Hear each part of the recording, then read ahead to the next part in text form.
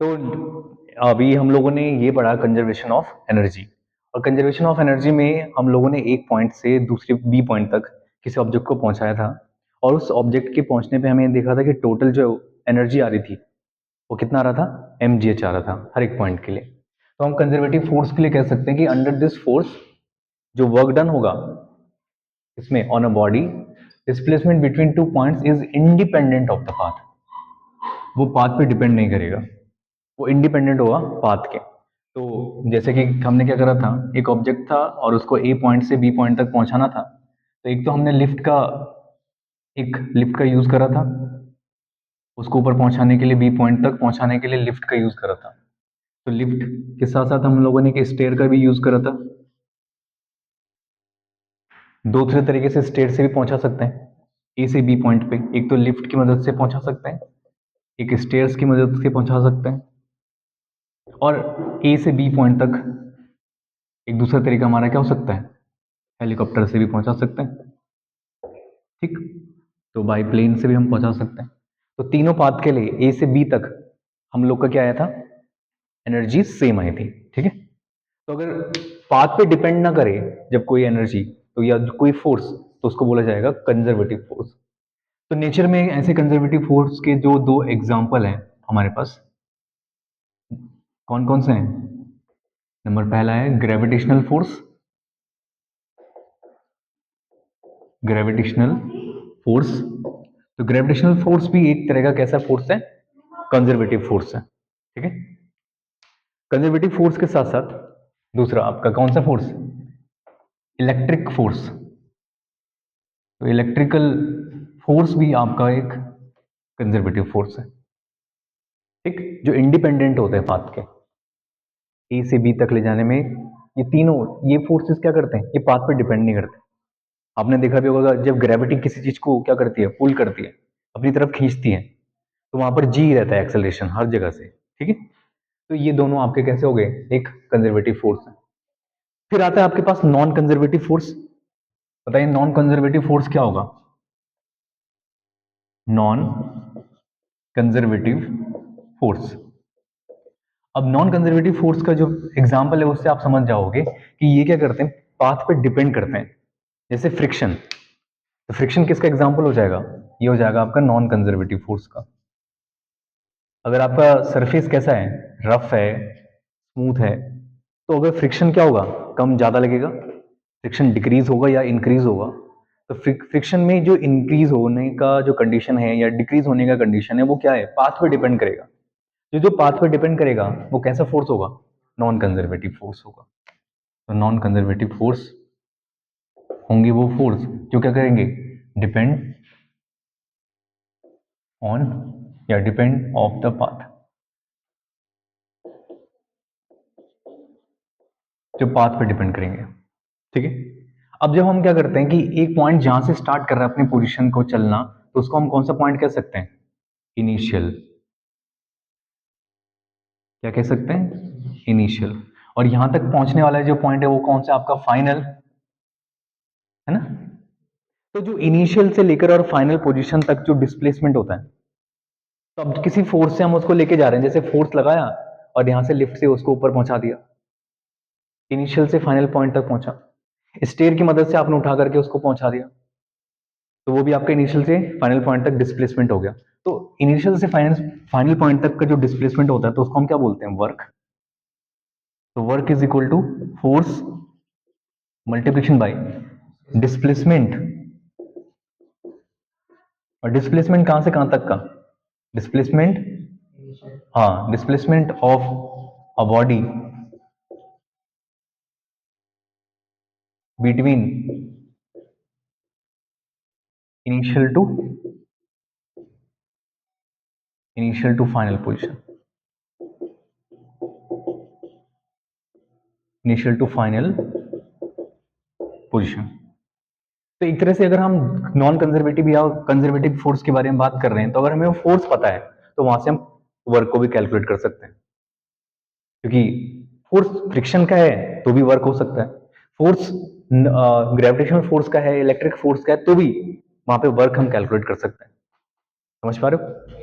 तो इनकी बेसिस पे जब हम वर्क को कैलकुलेट कर सकते हैं तो हमारे पास इन जो वर्क आता है, देखिए अगर कोई बॉडी इनिशियल से लेकर फाइनल पोजीशन तक जा रही है, कंजर्वेटिव और नॉन कंजर्वेटिव केसेस में वर्क क्या होगा, ये क्वेश्चन आपके एग्जाम में भी आता है और वो काफी इंपॉर्टेंट है। तो फॉर नॉन कंजर्वेटिव फोर्सेस के लिए, नॉन कंजर्वेटिव फोर्सेस के लिए आप बता सकते हो वर्क क्या होगा, क्योंकि नॉन कंजर्वेटिव फोर्स में आपका जो फोर्स है वो पाथ पे डिपेंड कर नहीं रहा है, मतलब कि हर जगह पे एनर्जी या वर्क क्या है, कांस्टेंट। जब कांस्टेंट होगा तो आपका वर्क क्या होगा यहाँ पे, जीरो। क्योंकि इस पॉइंट पे जैसे कि हमने इसके लिए देखा था, तो अगर आप स्टेयर से लेके जा रहे हैं तो इस स्टेयर से कहीं किसी पॉइंट तक लेके गए, इनिशियल पॉइंट आपने ये माना, यहाँ तक फाइनल पॉइंट माना, तो यहाँ पर आप देखोगे फोर्स इस तरफ लगाओगे, फिर डिस्प्लेसमेंट है वो ऐसा होगा, डिस्प्लेसमेंट और फोर्स के बीच बनने वाला वो एंगल क्या होगा, 90 डिग्री। तो वहां पे वर्क क्या हो जाएगा, अगर आप ग्रेविटेशनल फोर्स लगा रहे हो और ग्रेविटेशनल फोर्स की कंडीशन में आप क्या देख रहे हो कि कोई बॉडी है और वो रोटेट कर रही है, उसका मास कुछ है, ये v वेलोसिटी से मोशन कर रहा है, मतलब उसका डिस्प्लेसमेंट कैसा है, आगे की तरफ, लेकिन फोर्स कहाँ की तरफ लगेगा, नीचे, मतलब सेंटर की तरफ लगेगा। फिर यहाँ पे बॉडी पहुंची, फिर उसने इधर की तरफ वेलोसिटी करा, लेकिन उसका फोर्स किधर है, सेंटर की तरफ। तो फोर्स और इसके साथ जो ये डिस्प्लेसमेंट वेक्टर है या वेलोसिटी है, उनके बीच बनने वाला एंगल कितना है, फिर से वर्क क्या हो जाएगा। तो जो भी आपके कैसे फोर्स होते हैं, सॉरी कंजर्वेटिव फोर्सेस होते हैं, तो उन कंजर्वेटिव फोर्स के लिए और कंजर्वेटिव फोर्स के लिए जो वर्क होता है वो क्या रहेगा, हमेशा जीरो रहेगा, क्योंकि वो क्या है, उनका इनिशियल और फाइनल पोजिशंस पाथ पे डिपेंड नहीं करता है। तो ये वेरी इंपॉर्टेंट पॉइंट है, लेकिन नॉन कंजर्वेटिव के केस में क्या रहेगा, जीरो नहीं रहेगा। नॉन कंजर्वेटिव फोर्सेस के लिए work does not equal to zero, ठीक है। इनके लिए जीरो कैसे आ रहा है कि फोर्स और जो डिस्प्लेसमेंट वेक्टर है वो हमेशा कैसे रहता है, परपेंडिकुलर। तो इसलिए उनका जो वर्क है वो जीरो आएगा कंजर्वेटिव फोर्स के लिए, और नॉन कंजर्वेटिव फोर्स के लिए जीरो नहीं होगा, ठीक है।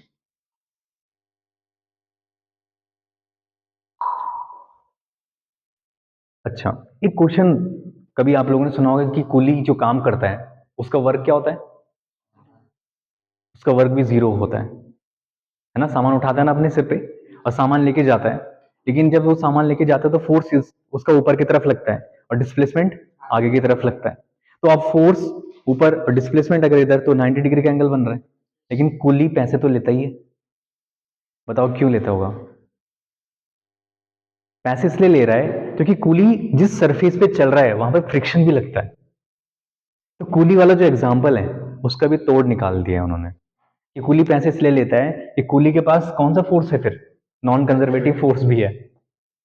नॉन कंजर्वेटिव फोर्स कैसे, पैरों से वो जब चल रहा है तो वो क्या कर रहा है, अपने सरफेस में जब वो चलता है तो उस सरफेस में उसका इंटेंशन ऑफ मोशन किस तरफ है, उसका जो पांव है वो धक्का देगा धरती को पीछे की तरफ, और अर्थ उसको आगे की तरफ पुल करेगी, मतलब उसका इंटेंशन ऑफ मोशन पीछे है, लेकिन एक कौन सा फोर्स जो उसको आगे की तरफ खींच ले रहा है, उस समय फ्रिक्शन है उसको आगे की तरफ खींच देता है, और वो धरती को पीछे की तरफ धक्का दे रहा है और फिर आगे चल रहा है। समझ में आया।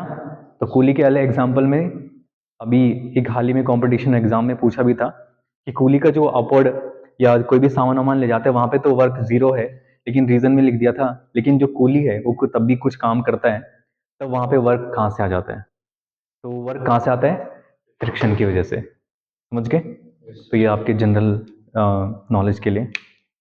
नेक्स्ट, अब इस चैप्टर में जो दूसरा टॉपिक है आपका, अच्छा एक और चीज है, वर्क का ऐसा यूनिट क्या होता है, जूल। तो हम अभी एक डेफिनेशन समझेंगे कि कब हम बोलेंगे कि एक जूल का काम हुआ है। ये नोट कर लेना, अगर आप लोगों ने भी नोट नहीं करा है तो नोट करने के लिए अपनी वीडियो को पॉज कीजिए और पॉज करने के बाद इसे नोट कीजिए, ठीक है। हाँ, अच्छा ध्यान देखिए, हम क्या बोल रहे हैं कि 1 जूल, बता सकते हो कब बोलेगा 1 जूल वर्क,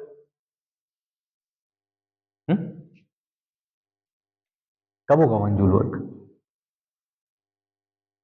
1 जूल जो हम बोलते हैं वो कहते हैं 1 joule is equal to 1 newton metre, क्योंकि वर्क का फॉर्मूला क्या है?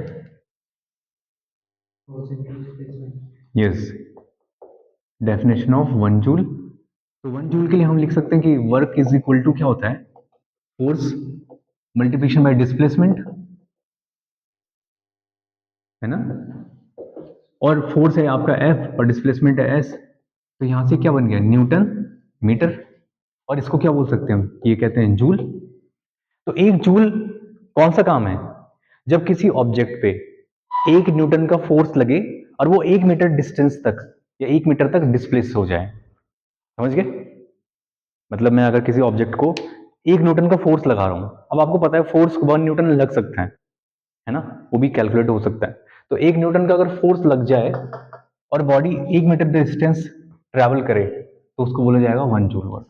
तो नोट कर लीजिए, ठीक है? When 1 Newton force applied, when 1 Newton force applied, when 1 newton force applied on a body, when 1 newton force applied on a body create a displacement,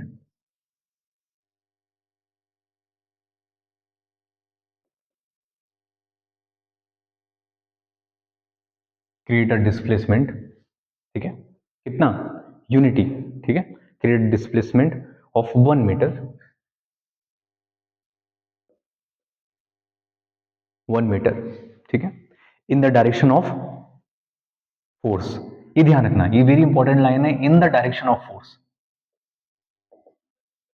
इसीलिए जब आप इसका कौन सा फॉर्म बताया, वेक्टर फॉर्म, तो एफ एस कॉस थीटा आया है। कॉस थीटा कंपोनेंट कब आता है? जब हॉरिजॉन्टल, जब दोनों के दोनों एक ही लाइन ऑफ फोर्स हैं, इसलिए in the direction of force, in the direction of force the work, the work done is कितना? 1 joule. The work done is 1 joule. इतनी बात समझ में आई? तो 1 जूल काम कब होगा? 1 जूल वर्क तब माना जाएगा जब 1 न्यूटन का फोर्स किसी बॉडी पे लगे और वो 1 मीटर डिस्प्लेसमेंट तक ट्रैवल कर ले। समझ पा रहे हो ना? तो मैं जैसे किसी चीज को किसी पे धक्का दिया और 1 न्यूटन का फोर्स लगाया और वो 1 मीटर तक डिस्टेंस कवर कर ले, तो वो आपका है 1 जूल वर्क, उसके पास आ चुका है। अब हम इस वर्क को क्यों पढ़ रहे हैं? देखिए, इस वर्क को पढ़ने के पीछे हमारे पास रीजन ये है कि इस वर्क के बदलने की वजह से जो भी काम होता है उससे हमारे पास एक नई फिजिकल क्वांटिटी को हम समझते हैं, वो है पावर। दो आपके पास क्या है? दो कार हैं। एक है वो 10 सेकंड में कितना डिस्टेंस कवर कर ले रही है? 90 किलोमीटर पर आवर की रफ्तार से भाग रही है, 10 सेकंड के अंदर या 90 मीटर तक वो ट्रेवल कर दे रही है, या 90 किलोमीटर चल जा रही है सिर्फ 10 मिनट में। बहुत ऐसे करते हैं मैंने। और एक है जो कितना कर रही है, या टाइम मान लेते हैं चलो, एक है जो 10 सेकंड के अंदर 90 मीटर या तुम्हारा 200 मीटर चल रही है 10 सेकंड में सिर्फ, और एक है जो 10 सेकंड में सिर्फ 50 चल रही है। तो आप क्या बोलोगे, किसके पास ज्यादा पावर है? जो 90 चल रही है, जो ज्यादा जल्दी काम करेगा कम समय में, आप क्या बोलोगे, उसमें क्या है? पावर ज्यादा है। फिर वहीं आपने कहा कि दो पंप आपने लगाए घर पे, क्या करने के लिए? पानी को एक मंजिल से दूसरे मंजिल तक पहुंचाने के लिए। ठीक, बटन दबाया, आपने क्या देखा कि एक है जो 2 मिनट में या जो 20 मिनट में टंकी को फुल कर रहा है, और एक जो है सिर्फ 5 मिनट में ही क्या कर दे रहा है? टंकी को फुल कर दे रहा है। फिर आपने क्या बोला, हमारे उस पंप की पावर क्या है? किस वाले पंप की पावर ज्यादा है? समझ पा रहे हो अब? तो पावर कहीं ना कहीं हमारा लिंक है किससे? टाइम से और वर्क से। जो किसी समय में जो भी काम हो रहा है, ठीक है, तो वो क्या है? पावर है। पर एक और चीज है, पावर को हम सिर्फ वर्क और टाइम से ही डिनोट नहीं करते हैं, ये वर्क हम इसको डिफाइन करते हैं स्पीड से भी। अगर तुमने किसी चीज को बहुत सिर्फ 2 न्यूटन या 20 न्यूटन का फोर्स लगाया और 20 न्यूटन का फोर्स लगाने से उसने क्या कर दिया, बताओ? चलना नहीं शुरू कर दिया, सीधा उसने 11 मीटर पर सेकेंड या 11 किलोमीटर पर आर की रफ्तार से भाग रहा है।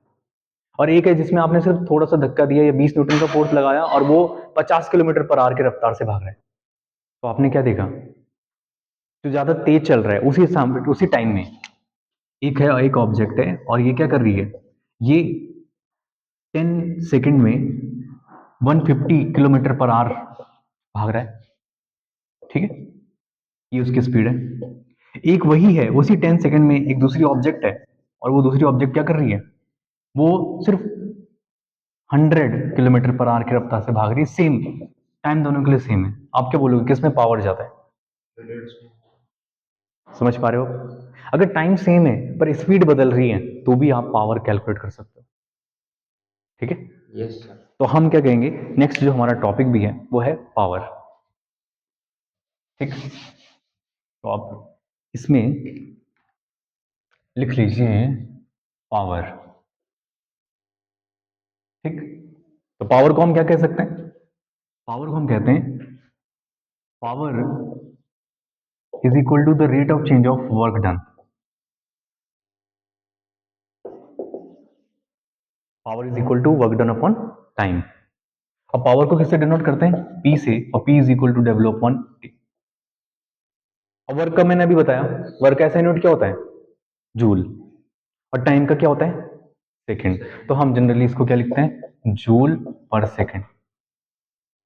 लेकिन जूल पर सेकंड हर कोई मशीन जो काम करती है उसके लिए हमने कहा कि 2000 जूल पर सेकंड पावर है उसका, या 5000 जूल पर सेकंड है। जैसे बड़ी बड़ी मशीनें इतने बड़े बड़े ट्रकों को खींचती हैं, बड़े बड़े आपके क्या है, जेसीबी है, ट्रैक्टर है, तो उनका क्या होता है, उनकी पावर तो बहुत ज्यादा है ना। तो हम उनके लिए जूल पर सेकंड का यूज नहीं करते हैं, हम क्या करते हैं, एक, हाँ, इसका यूज करते हैं वॉट। अब आपको बस वॉट बोलना है। जैसे बल्ब है, अभी कितनी ज्यादा लाइट क्या कर रहे हैं, प्रोड्यूस कर रहे हैं, ठीक, इमिट कर रहे हैं, तो वो क्या है, पावर के टर्म्स में आएगा, ठीक है। Yes sir. तो पावर किस में आएगा, वॉट में।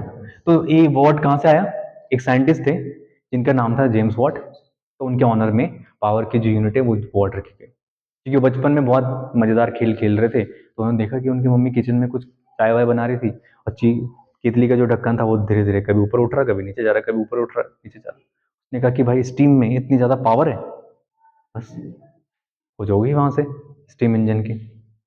समझ में आया इतना? तो पावर को हम किससे डिनोट करेंगे, पी से, और P is equal to work upon time. और वर्क अपॉन टाइम को आप जूल पर सेकंड कह सकते हैं, और जूल पर सेकंड को दूसरा नाम वॉट है, ठीक। इतना क्लियर हो गया, ठीक। Yes sir. साथ साथ एक और चीज है, जो वर्क है उसका यूनिट जूल भी है, और सीजीएस यूनिट इसका एक और लगते हैं, क्या, सीजीएस यूनिट इसका अर्ग होता है, ठीक है। अब तो अर्ग यूज नहीं करते हैं, लेकिन आपके कभी कभी कुछ क्वेश्चन में आ जाता है कि convert joule into work erg, या जूल, जैसे फोर्स का क्या होता है दूसरा सीजीएस यूनिट, डायन, तो न्यूटन को डायन में बदलने के लिए भी आ जाता है। तो ऐसी चीजों पे आपको ध्यान रखना है। अब आप बताइए कि 1 वॉट वर्क पावर कब लगेगा, डिफाइन यहाँ पे, नहीं नहीं, अगर हम बोल रहे हैं कि 1 वॉट, तो 1 वॉट का पावर का मतलब क्या है, जैसे यहाँ पे 1 जूल था, तो 1 जूल वर्क डन, 1 जूल का काम कब होगा, जब 1 न्यूटन का फोर्स लगेगा और 1 मीटर डिस्प्लेसमेंट होगा। 1 वॉट पावर कब होगी किसी ऑब्जेक्ट के पास, जब उसके पास क्या होगा, 1 watt is equal to 1 joule divide by 1 second. मतलब वो 1 सेकेंड में 1 जूल तक का वर्क कर रहा है समझ में? जब तुमने इसको बना दिया तो इसको बना सकते हैं, ठीक है। तो आप इसमें लिख लीजिए 1 वॉट कब बोलेंगे हम, 1 watt is the power,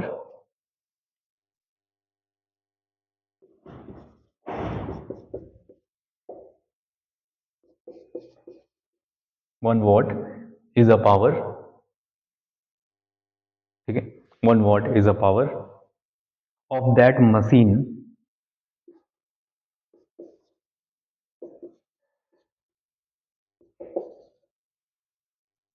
1 watt is a power of that machine which is doing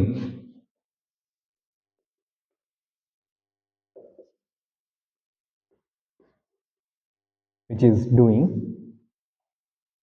कितना, विच इज हाँ 1 जूल,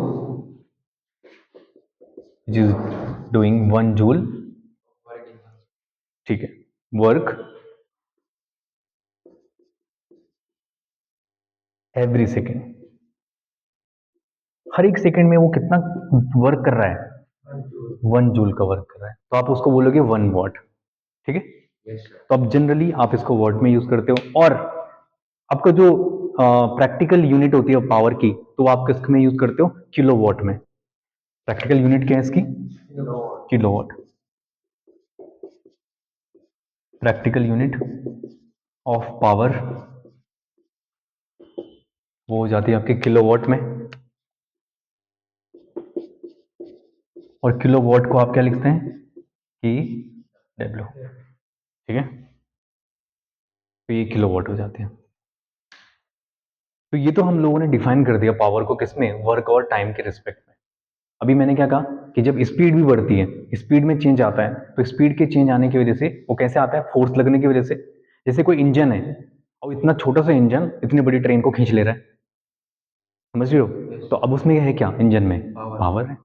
अब इंजन इतना सा छोटा होता है और बाइक में 4-4 लोग बैठे हैं, स्प्लेंडर में देखा होगा तुम लोगों ने, है ना, मुरादाबाद मेरठ साइड एकदम ट्रॉला बना के भगाते हैं बच्चे, हाँ स्प्लेंडर में, और 4-4 ले जा रहे हैं। अब वहीं एक पल्सर गाड़ी है, एक छोटी बड़ी हैवी गाड़ी है, अपाचे अपाचे हैं, उनमें सिर्फ 2 ही इंसान बैठ पा रहे हैं, और जबकि स्प्लेंडर में इतना सा ऐसे इंजन होने के बाद भी क्या कर रहा है, 4-4 लोगों को बिठा के ले जा रहे हैं। इसका मतलब स्प्लेंडर में क्या है, और अपाचे में क्या है, हाँ। तो ठीक है, वैसे इंजन की वजह से ऐसा हो रहा है, लेकिन साथ साथ ये भी है कि डिपेंड करता है किस पे, फोर्स पे और वेलोसिटी पे भी पावर।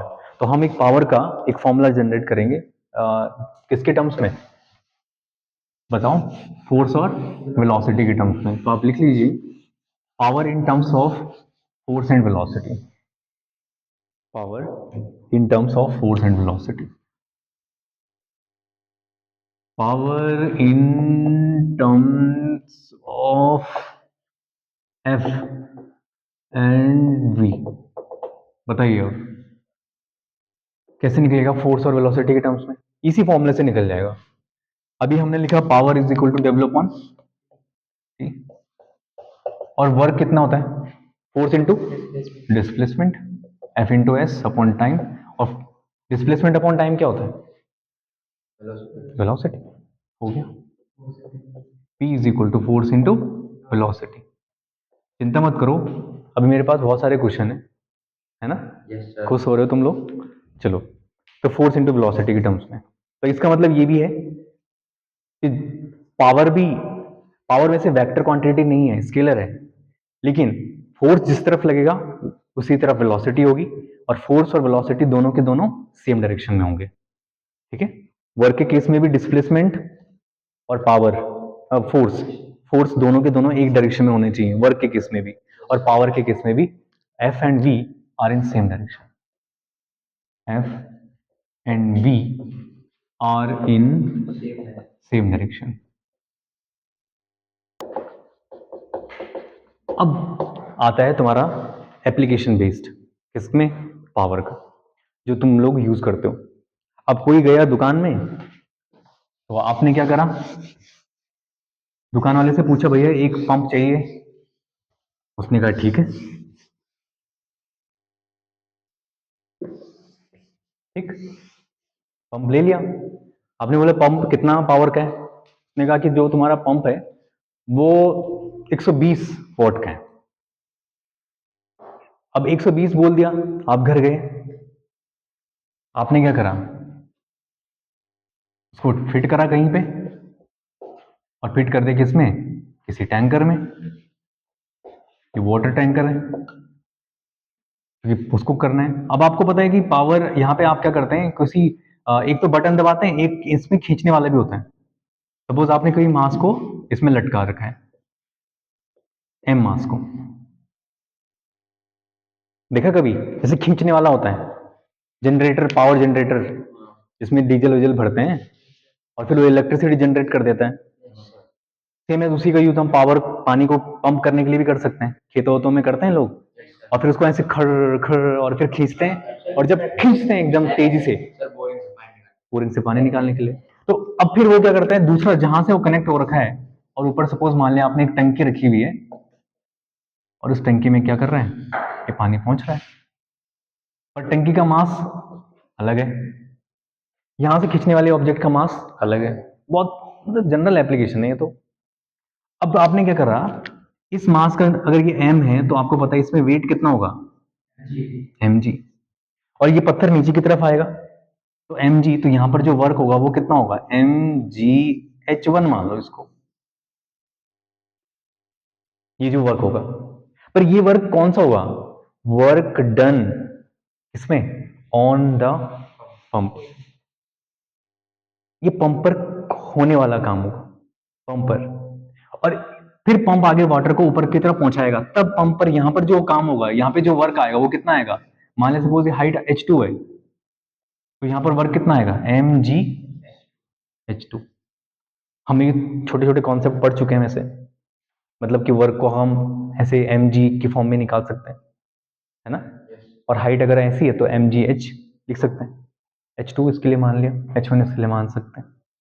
अब यहां पे जो वर्क होगा इसको कौन क्या बोलेंगे, work done on the pump.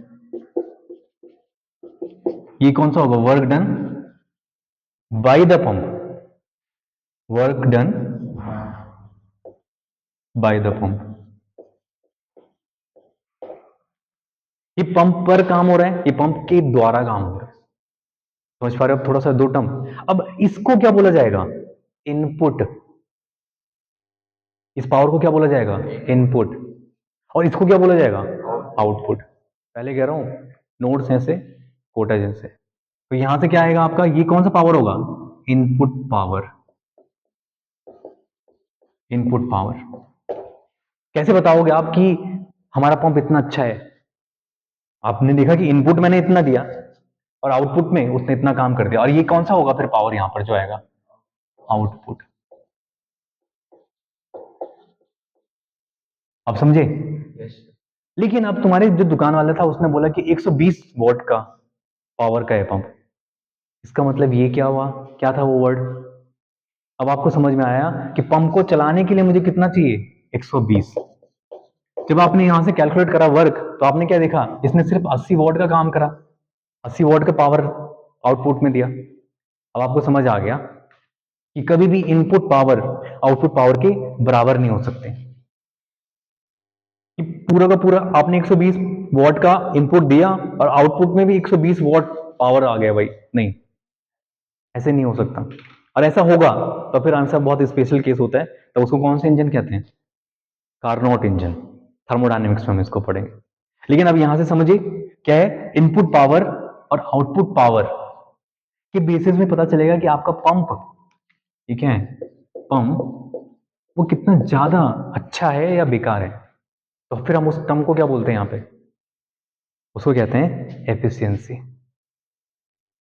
हमारा पावर या कोई भी मशीन है वो कितनी एफिशिएंट है, समझ पा रहे हो, तो क्या वर्ड यूज करते हैं, एफिशिएंसी। आप समझ में आया, पावर हम पढ़ते क्यों हैं, पावर हम इसीलिए पढ़ते हैं कि हम किसी भी मशीनरी पार्ट, किसी भी इंजन, कोई भी डिवाइस हम जो यूज कर रहे हैं और इनपुट पावर से जो आउटपुट पावर में वो कन्वर्ट कर रहा है, जो दे रहा है, तो वो कितना एफिशिएंट है। तो एफिशिएंसी इज इक्वल टू क्या होगा, output power divide by input power. समझ गए, efficiency is equal to output power divide by input power. तो ये आपका पावर के बेसिस पे हम लोग समझते हैं फिर। और एफिशिएंसी को यहाँ पे ई से दिखाते हैं या ईटा से भी दिखाते हैं, आउटपुट पावर आपका P output divide by P input. अब कोई भी जो आपका इलेक्ट्रॉनिक डिवाइस है या मैकेनिकल डिवाइस है तो वो इसी पे काम करता है, इनपुट में आप कितना पावर दे रहे हो और आउटपुट में वो कितना निकाल रहा है। इलेक्ट्रॉनिक डिवाइस में भी ऐसा, यस, इलेक्ट्रॉनिक डिवाइस में भी यही हो रहा है। आपका जो बिजली ये आउटपुट दे रहा है, आपने इनपुट कितना दिया और फिर आउटपुट में कितना वॉट निकाल रहा है। आपके जो कंपोनेंट होते हैं वो हीट करते हैं ना, हीट करते हैं। जैसे आपने क्या करा, अपने लैपटॉप को यूज़ करा, अपने फ़ोन को यूज़ करा, तो उसमें क्या होता है कि जैसे आप उसको थोड़ा देर यूज़ करते रहते हैं, तो आउटपुट में आपने कुछ तो उस एप्लीकेशन को देख लिया, लेकिन साथ साथ में वो हीट भी होने लग जाता है। आपने रेगुलर उसको चार्ज पे लगा के रखा हुआ है, तो चार्ज हो रहा है हो रहा है हो रहा है, थोड़ी देर बाद देखोगे गर्म भी हो जाता है। तो वो जो हीट की फॉर्म में निकलता है, तो वो भी तो यही है कि आपका वो डिवाइस कितना एफिशिएंट है। ठीक है, तो एफिशिएंसी डिसाइड करती है। एफिशिएंसी हमेशा इज लेस देन 1 होती है। ये बिल्कुल वैसा ही है प्रोबेबिलिटी की तरह, एक से ज्यादा नहीं हो सकता, एक के बराबर हो सकता है। हाँ, कि इनपुट पावर आउटपुट पावर के बराबर आ जाए, तो आपका क्या है, एफिशिएंसी जो होता है वो लेस देन 1 होता है। नोट कर लीजिए।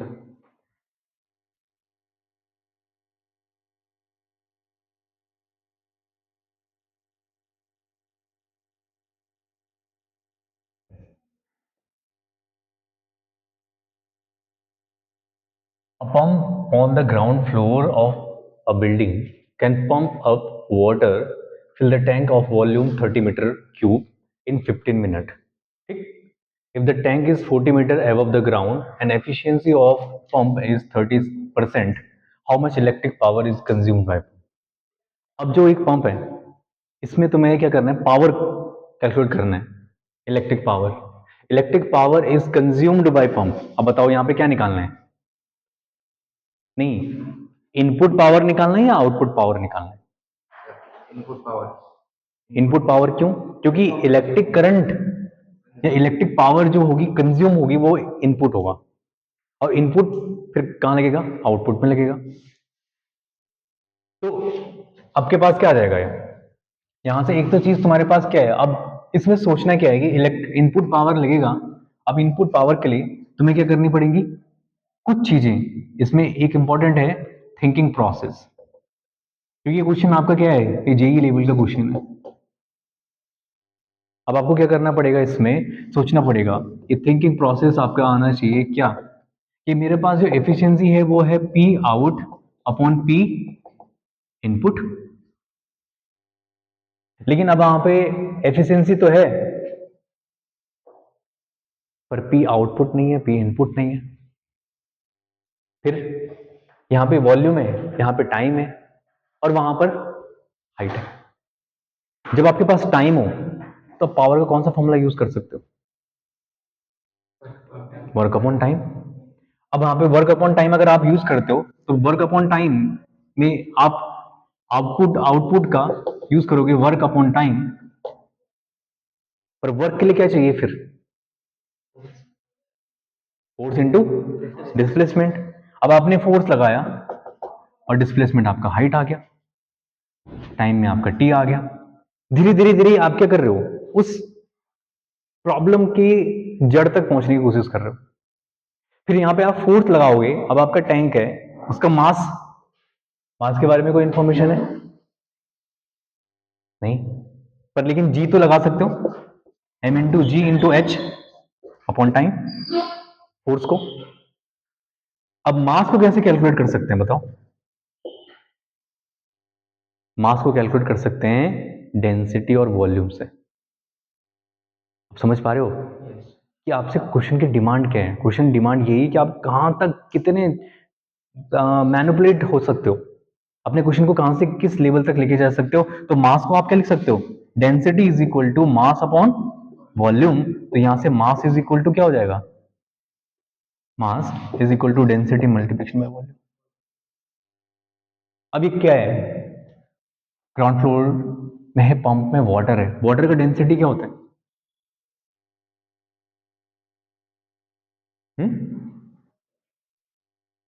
वाटर का डेंसिटी होता है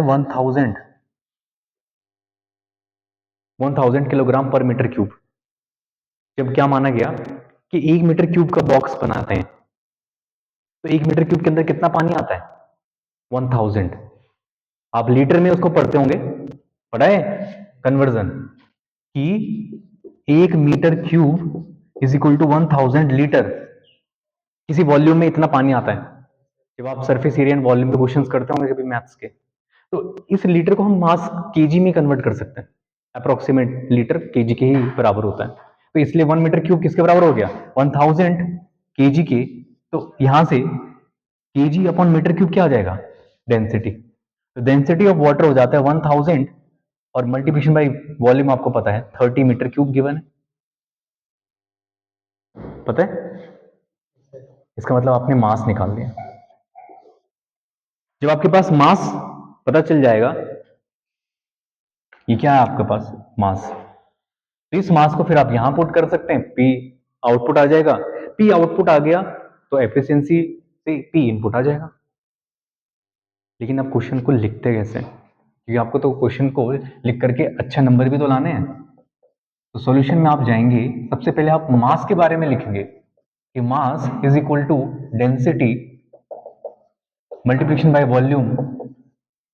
और डेंसिटी क्या होता है, density of water, density of water कितना है 1000 और वॉल्यूम कितना गिवन है 30, तो हो जाएगा आपका 30 इंटू 1000, 30,000 किलोग्राम। ये आ गया वहां पे मास। फिर आप क्या करेंगे, जब मास आ गया तो P output upon P input क्या होता है, एफिशिएंसी। यहां से P इनपुट बराबर क्या हो जाएगा, P output divide by efficiency. P output को क्या लिख सकते हैं, mgh divide by time into efficiency. Efficiency कितना है 30%, परसेंट मतलब 30 डिवाइड बाई 100। यहां से वैल्यू पुट करेंगे 30,000, जी की वैल्यू 9.8 लगा लीजिए या 10 रख लीजिए इजी कैलकुलेशन के लिए। हाइट कितना है 40 मीटर और डिवाइड बाई टाइम कितना लग रहा था 15 मिनट, मिनट को सेकंड में कन्वर्ट कर लो 15 इंटू 60 और 30% को 30 डिवाइड बाई 100, 1060। और यहां से तुम्हारा क्या कर सकते हैं, कैलकुलेशन में चल जाएगा। ठीक है, और भी कुछ कैंसिल हो रहा है, 5 की टेबल से कैंसिल हो रहा है, 5 2 10, 5 3 15 है, 2 3 6, 3 3 9, ऊपर क्या बन जाएगा 40 इंटू 1000,